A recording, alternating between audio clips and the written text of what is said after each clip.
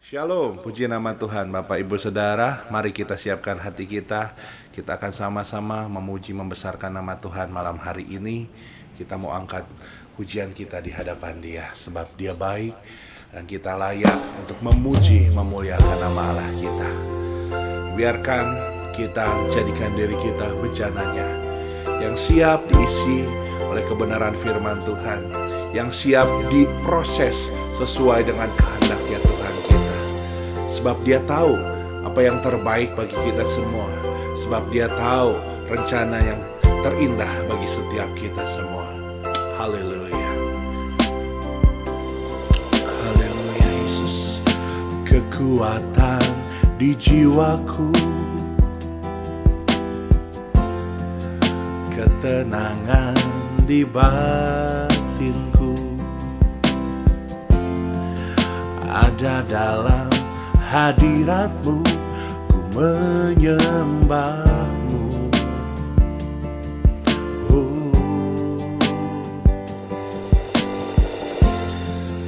Tersungkurku di kaki-Mu, rasakan hadirat-Mu. Takkan ku melepaskan-Mu, Kau cahaya bagiku, mengiring-Mu seumur hidupku, masuk dalam rencana-Mu Bapa. Pikiranku, kehendakku, ku serahkan padamu. Harapanku ada di dalam-Mu, ku kan teguh bersama-Mu Bapa. Jadikan ku bejana-Mu untuk memuliakan-Mu. Haleluya Jesus. Oh,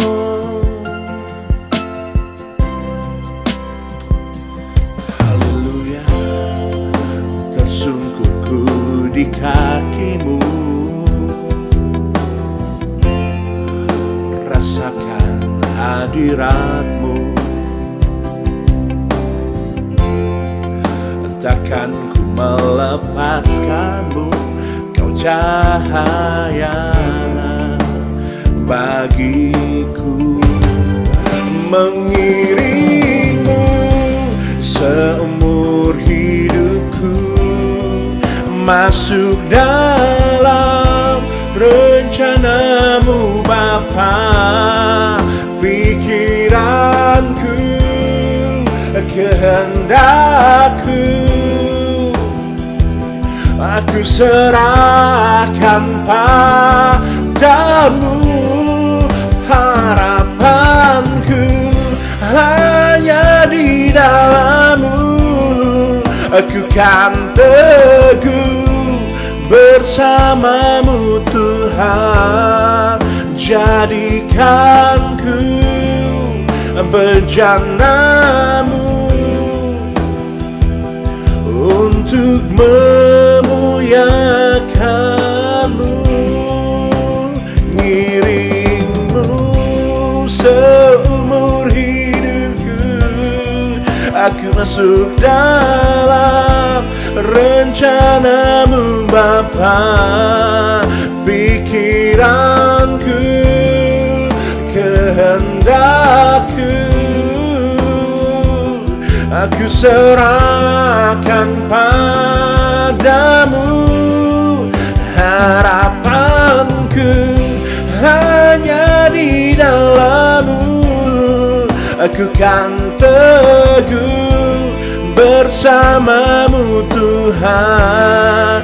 Jadikan ku bejana-Mu untuk memuliakan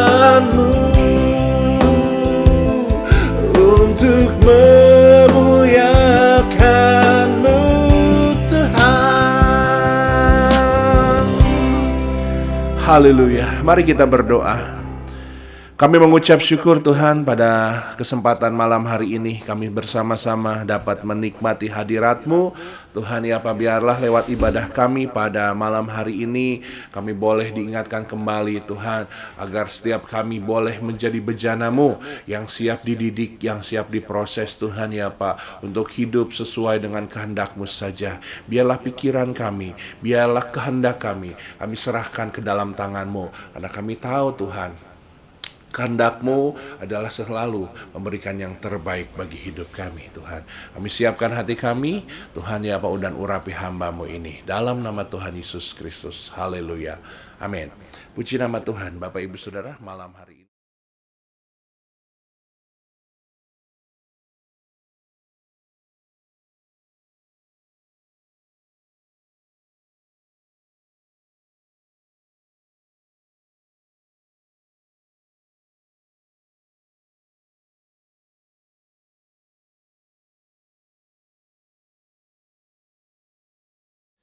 haleluya, puji nama Tuhan. Bapak Ibu Saudara, malam hari ini kita akan merenungkan kebenaran firman Tuhan kembali.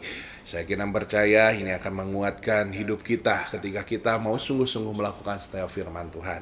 Biarlah pada malam hari ini sambil menemani saudara, mungkin saudara yang sedang berkumpul dengan keluarga, saudara yang mungkin masih bekerja, ataupun saudara yang sudah berlibur, dimanapun saudara berada, ketika saudara kita mau merenungkan firman Tuhan ini sejenak, mengambil waktu sejenak di bawah hadirat Tuhan, maka saya percaya kita akan mengalami kekuatan yang baru daripada Tuhan. Amin. Apalagi ketika kita belajar menerima didikan Tuhan. Bapak Ibu Saudara, ya, bicara didikan Tuhan, pembelajaran daripada Tuhan.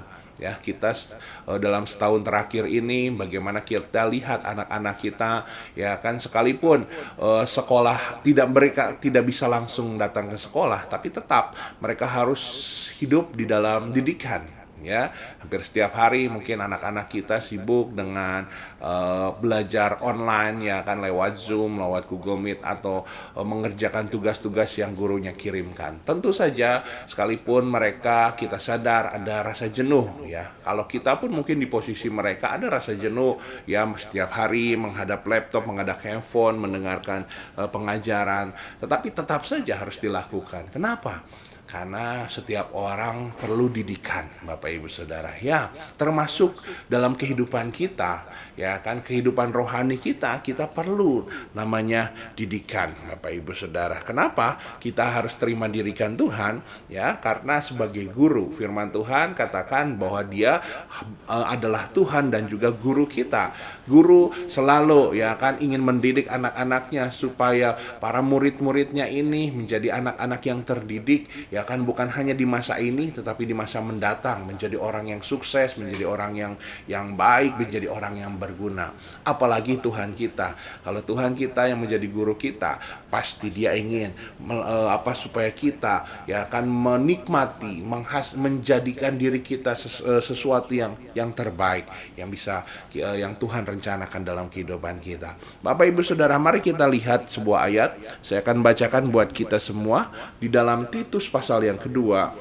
Titus pasal yang kedua, mulai ayat yang ke-11 sampai ayat yang ke-12. Perhatikan Bapak Ibu Saudara, Titus pasal yang kedua, ayat 11 sampai ayat yang ke-12.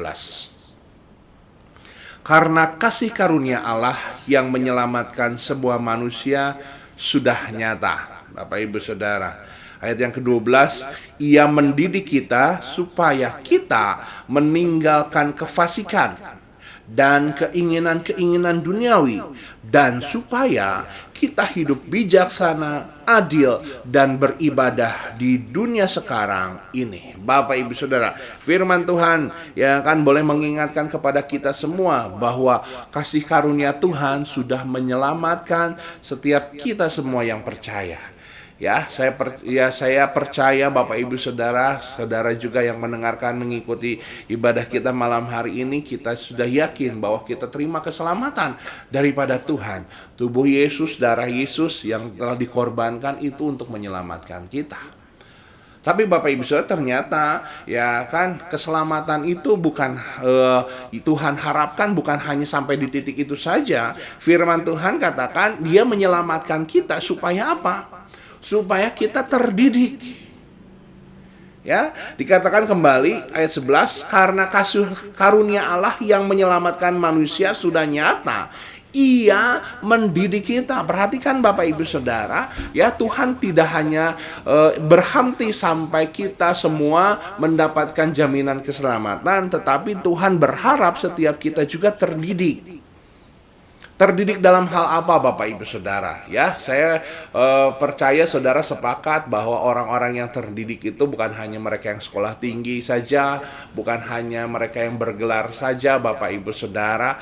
Sekolah tinggi kalau saudara mampu, puji Tuhan ya. Sekolahlah setinggi mungkin, punya gelar, puji Tuhan. Tetapi ya kan ada hal yang tidak kalah pentingnya, bahkan jauh lebih penting daripada setiap gelar-gelar pendidikan kita di dunia. Firman Tuhan mau mengatakan kepada kita, yang pertama, supaya kita dididik, supaya kita tetap hidup dalam pertobatan. Perhatikan yang pertama Bapak Ibu Saudara. Tuhan mendidik kita supaya apa? Supaya pertama kita tetap hidup dalam pertobatan. Firman Tuhan katakan, Ia mendidik supaya kita meninggalkan kefasikan dan keinginan-keinginan duniawi. Kenapa tuh firman Tuhan harus mengatakan ini? Karena banyak orang ya kan yang sudah diselamatkan, ya kan sudah terima Tuhan Yesus, tetapi tetap hidup di dalam kefasikan dan keinginan-keinginan duniawi.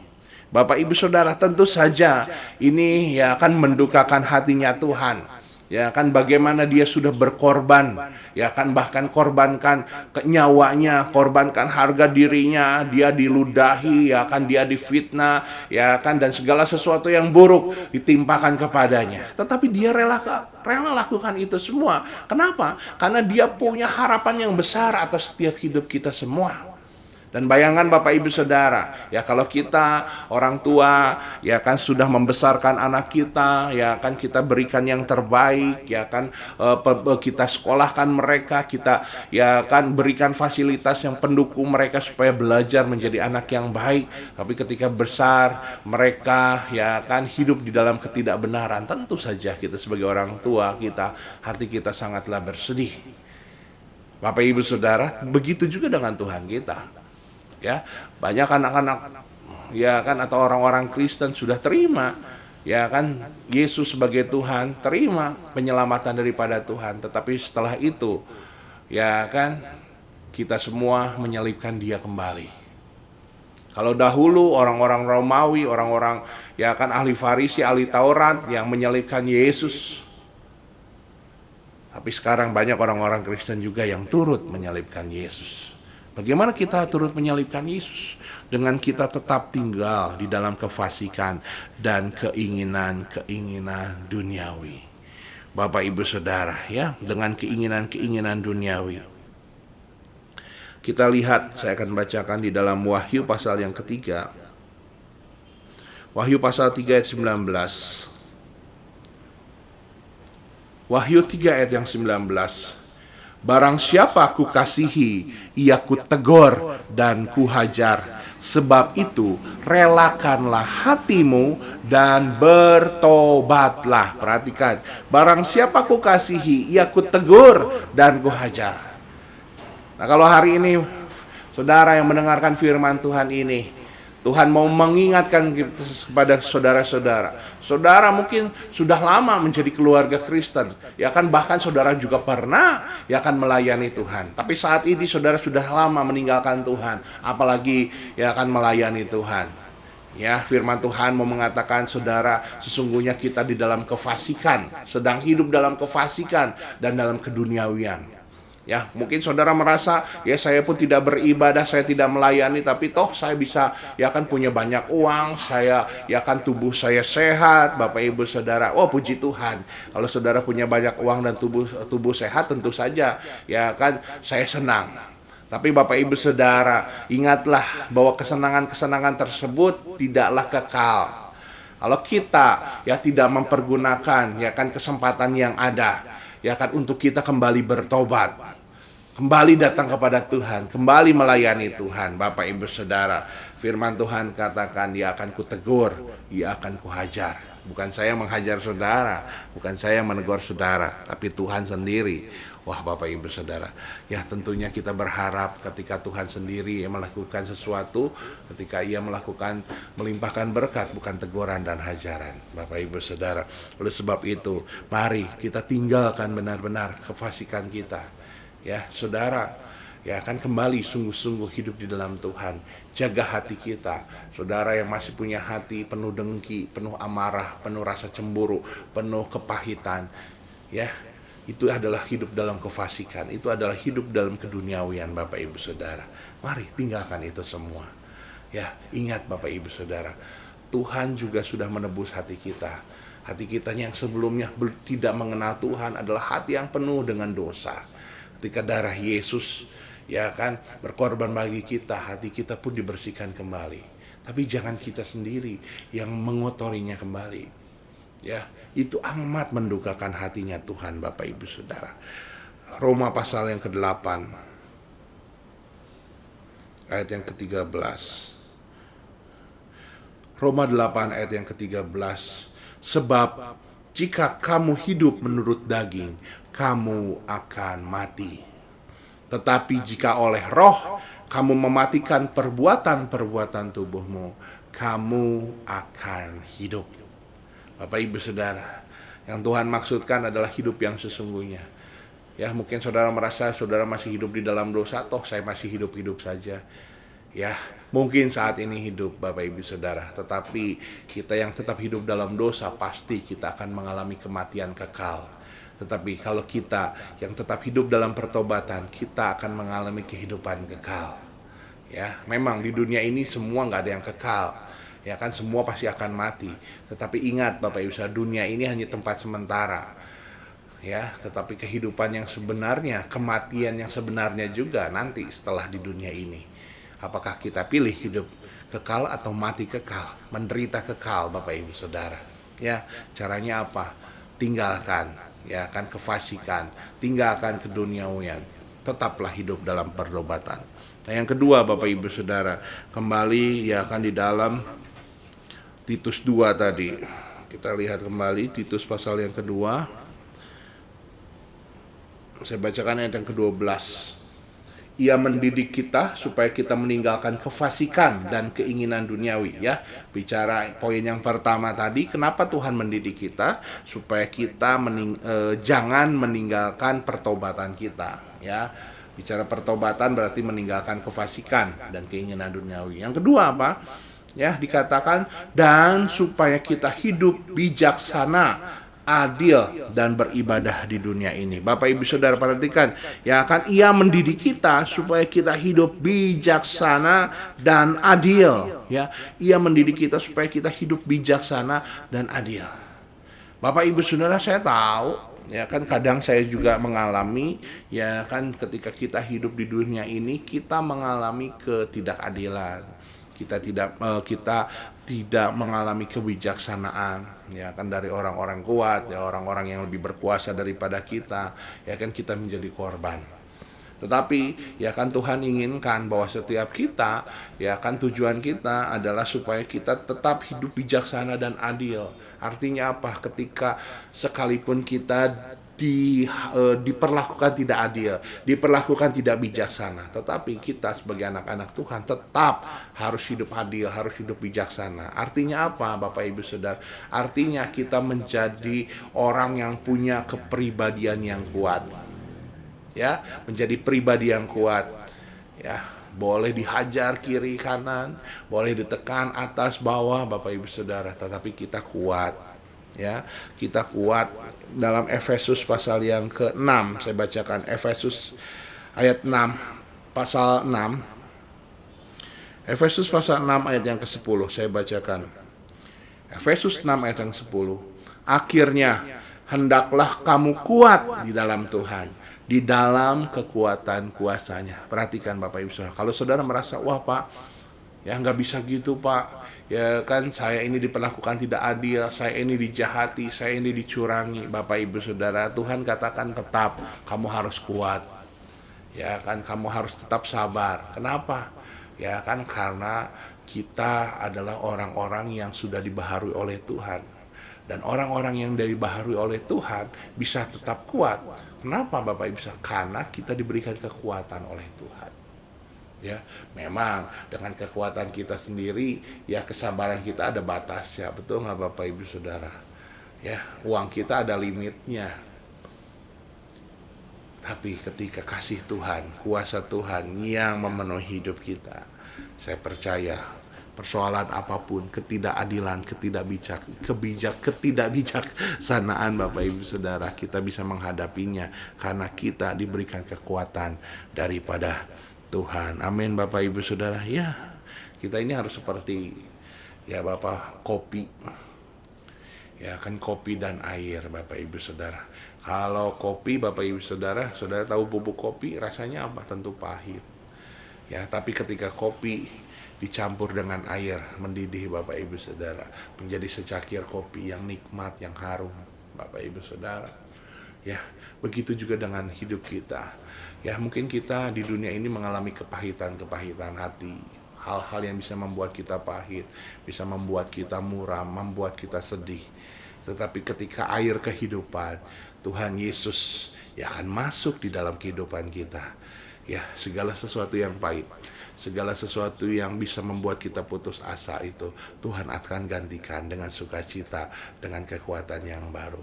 Asal kita izinkan air Roh Kudus, air firman Tuhan itu yang memenuhi kehidupan kita. Amin Bapak Ibu Saudara. Ya, jadi yang kedua, kenapa kita harus hidup dalam didikan kita, di dalam didikan Tuhan, supaya kita menjadi pribadi yang kuat. Yang terakhir Bapak Ibu Saudara, firman Tuhan katakan, Ia mendidik kita supaya kita beribadah di dalam dunia sekarang ini. Ya, di dalam dunia sekarang ini, di hari ini, saudara harus beribadah. Ya, sudah setahun lebih virus corona melanda dunia ini Bapak Ibu Saudara. Ya, ada waktu-waktunya ya kan, ketika gereja-gereja, tempat ibadah lain ditutup. Ya, kita tidak bisa beribadah. Tapi puji Tuhan, keadaan semakin membaik dan kita sudah bisa beribadah. Nah, Bapak Ibu Saudara, oleh sebab itu, mari kita juga ya kan kembali beribadah kepada Tuhan sungguh-sungguh. Kenapa kita harus beribadah kepada Tuhan Bapak Ibu Saudara? Supaya kita jadi mulia. Ya, jadi Tuhan mendidik kita supaya kita juga mengalami kemuliaan Tuhan.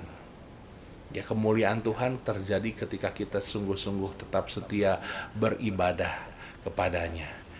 Ya, ketika kita datang ke rumah Tuhan, artinya kita menyerahkan hidup kita ke dalam Tuhan, membuat hidup kita ini bukan lagi milik kita sendiri. Memang kalau ikuti rasa takut, selalu ada rasa takut. Ya, di gereja tetap ada potensi virus corona itu, pasti ada potensi.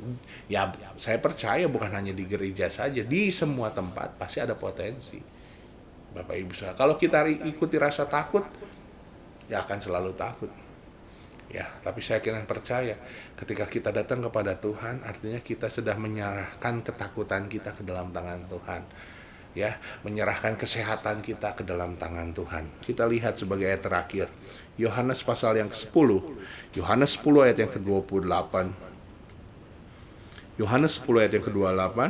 Dan aku memberikan hidup yang kekal kepada mereka, dan mereka pasti tidak akan binasa sampai selama-lamanya, dan seorang pun tidak akan merebut mereka dari tanganku. Tidak ada seorang pun, tidak ada satu virus pun, tidak ada satu penyakit pun, kalau Tuhan tidak izinkan, dapat merebut ya kan kita dari tangannya Tuhan.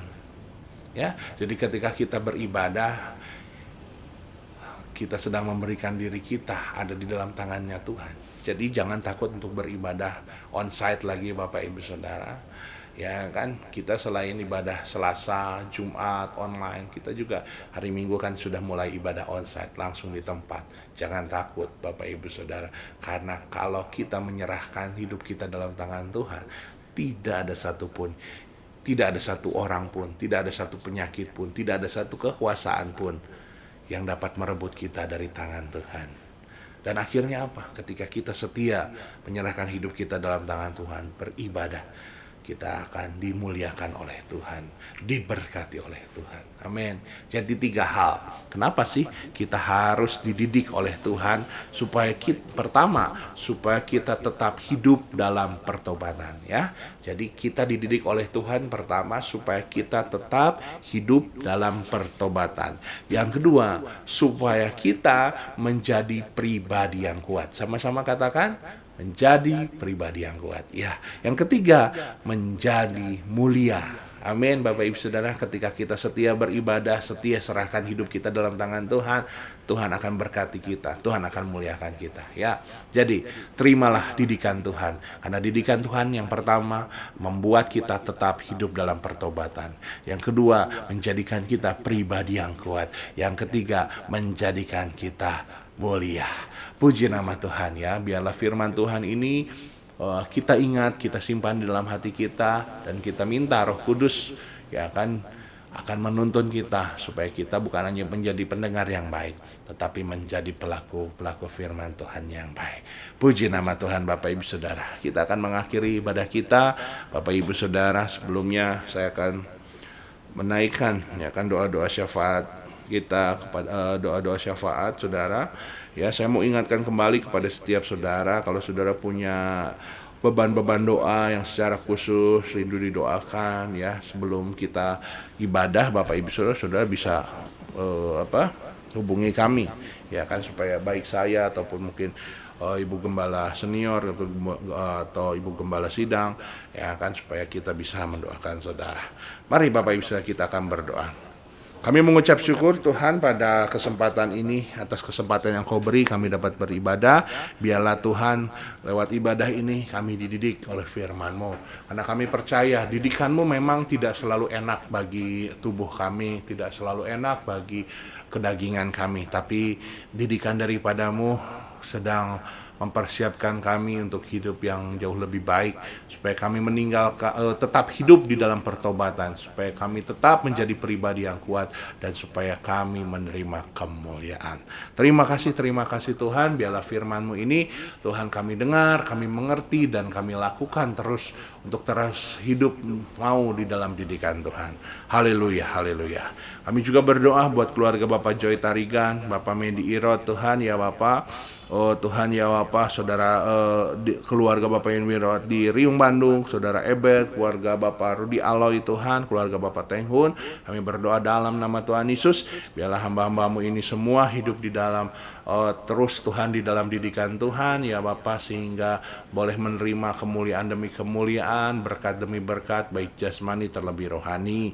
Begitu juga dengan keluarga Bapak Tenghun, Tuhan ya Bapak, keluarga Bapak Victor, Tuhan di Ranca Manyar, keluarga Bapak Rudi Hidayat, dan keluarga Cohen Rili, kami juga berdoa dalam nama Tuhan Yesus, Engkau memberkati mereka semua Tuhan ya Bapak. Biarlah Tuhan setiap pergumulan yang mereka hadapi, mereka menghadapinya bersama dengan Tuhan ya Bapak, dan biarlah kami percaya ketika bersama dengan Tuhan, apapun yang mereka rindukan boleh terjadi dalam kehidupan mereka.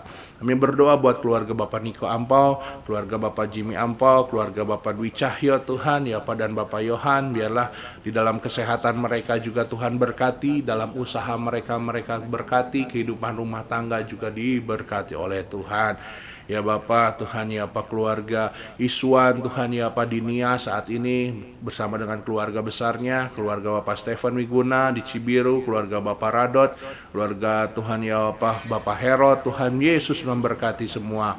Keluarga Tuhan ya Bapak Justus Mara, Tuhan di Papua, Tuhan kami juga berdoa secara khusus Bapak Justus juga Tuhan ya di Papua yang sedang dalam dinas, Tuhan di dalam Tuhan ya menghadapi KKB ini, ada terorisme Tuhan di Papua, Tuhan menyertai beliau, Tuhan memberikan perlindungan Tuhan ya memberikan juga perlindungan kepada istri dan anak-anaknya. Kami berdoa Tuhan buat Kowandi di Sapan juga Tuhan, keluarga Bapak Stefanus Wasimin, keluarga Bapak Waris, buat Kobudi, saudara Roman Dinias, saudara Novita Layan, saudara Alfred, Tuhan ya Ci Stefani di Bumi Adipura, Cilisa, Tuhan Engkau memberkati mereka semua.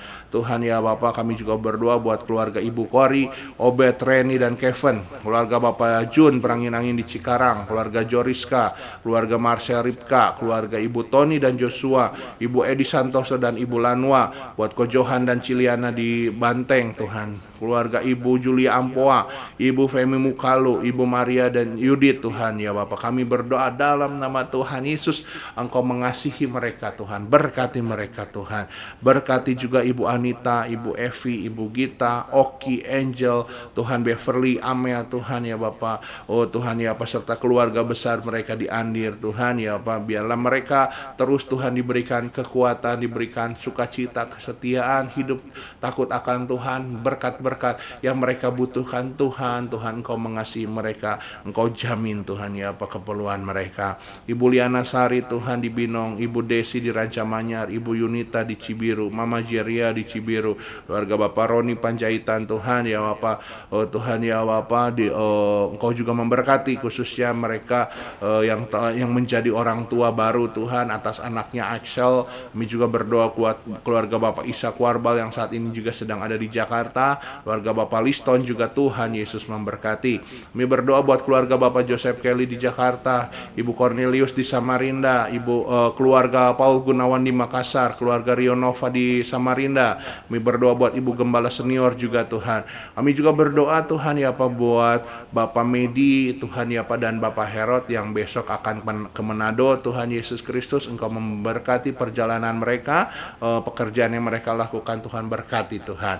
Terima kasih Tuhan, berkati juga Tuhan kami, keluarga di tempat ini Tuhan ya Pak, istri dan anak-anak, Saudara Heski juga Tuhan yang membantu pada malam hari ini. Kami percaya Tuhan, biarlah ketika kami melayani umat-Mu dengan tulus, maka Tuhan juga yang akan memberikan dan melindungi kami sekeluarga juga hidup dalam kuasa-Mu Tuhan. Terima kasih Tuhan ya Pak, inilah kehidupan kami. Mari jemaat Tuhan, kita angkat kedua tangan kita terima berkat daripada Tuhan. Tuhan memberkati dan melindungi engkau, Tuhan menyinari engkau dengan wajahnya dan memberikan kau kasih karunia. Tuhan menghadapkan wajahnya kepadamu dan memberikan kau damai sejahtera. Terimalah berkat daripada Allah Bapa, Anak, dan Roh Kudus menyertai kita semua mulai dari malam hari ini sampai Maranatha, Tuhan menjemput kita kedua kali. Semua yang percaya sama-sama katakan amin. Haleluya. Selamat malam Bapak Ibu Saudara, selamat beristirahat. Sampai jumpa di dalam ibadah-ibadah kita selanjutnya. Tuhan Yesus memberkati.